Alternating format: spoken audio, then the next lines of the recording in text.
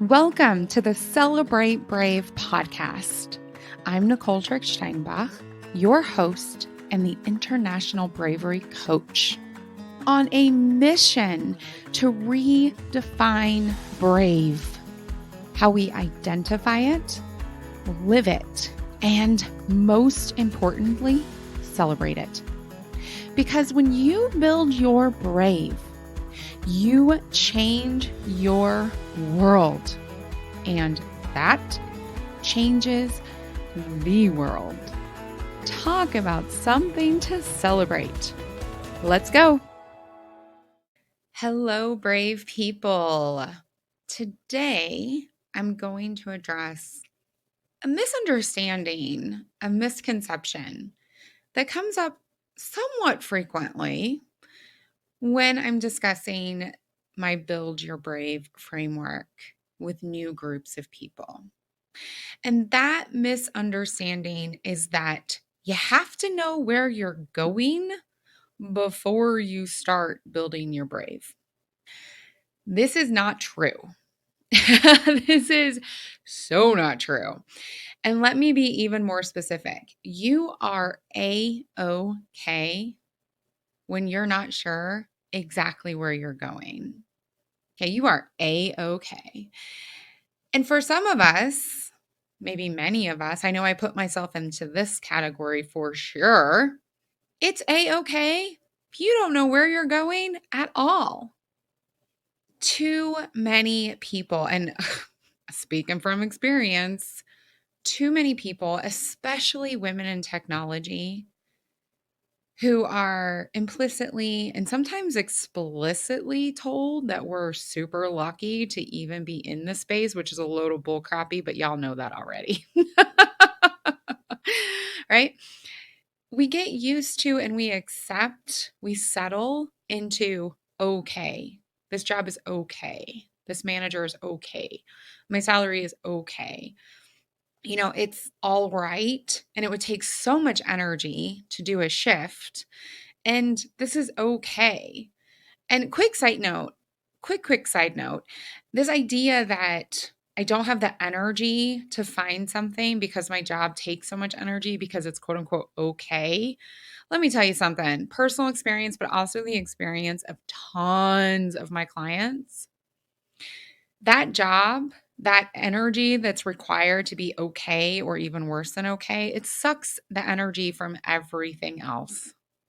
Shift into a job, and a manager relationship, a career, a location, whatever project, whatever the case may be, that gives you energy, because then you're going to have energy to actually do everything else that you say you prioritize. Okay, side note. I just cannot let that stay. Okay, let's go back to being A-OK when you don't know exactly where you're going or even where you're going at all. And I'm going to share my own personal story. So as I'm recording this podcast, it's 2021. I was inspired because of some of the conversations I've been having, like I mentioned, when I speak with groups, also my clients. And I ran into my 5-year plan from early 2013. So set the stage. Still living in Germany. I have one child. He is a year and a half old. And I'm still in my corporate career. I was in a position I enjoyed. I had a manager who was and remains a fantastic human who genuinely invests in the people that she's managing. See that she there? Love it. And I was looking 5 years out.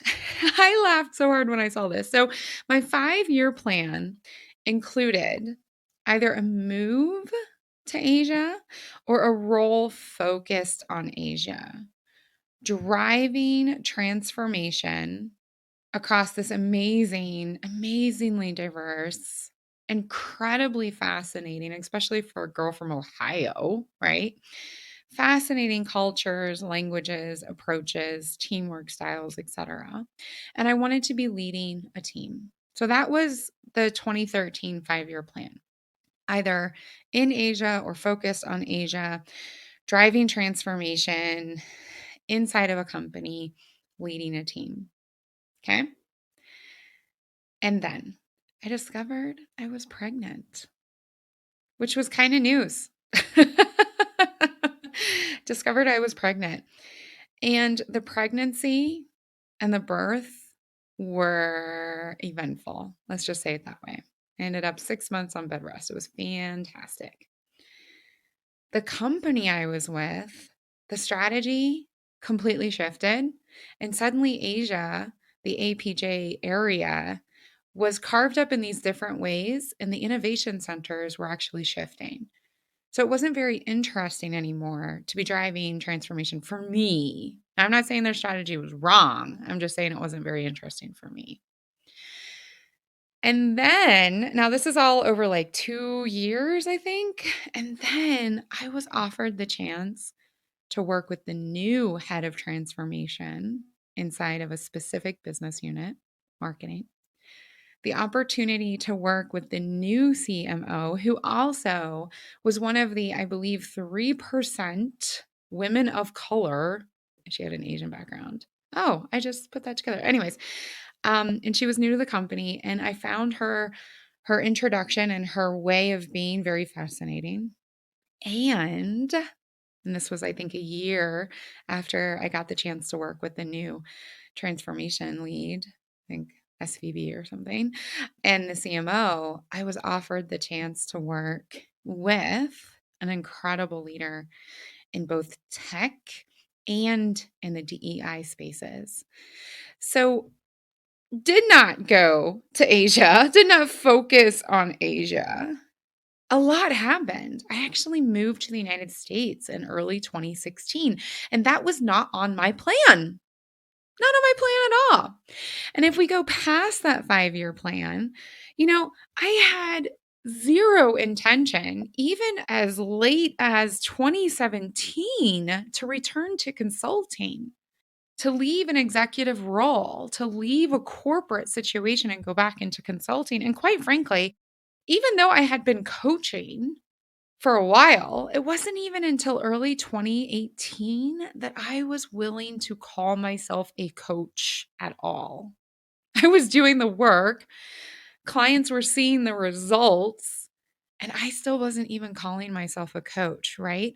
I did not know where I was going. So, what did I know? Why is it A-OK if you don't know where you're going? Because we know that okay isn't enough. Hopefully, you know what your values are, what your magic is, right? So, all throughout this, I knew that part of my magic was running into situations where everything, the poo poo had hit the fan and it was spread everywhere. And where brand new opportunities were being created. I knew that that was part of my magic. That was clear. And throughout this whole process from 2013, early 2013 until mid 2018, it became more and more clear to me, because that's where I was spending my time, that I was super jazzed. No, let me say that. I am super jazzed about serving others as they go through their personal change, their personal transformation, their personal development into their brave to change their world.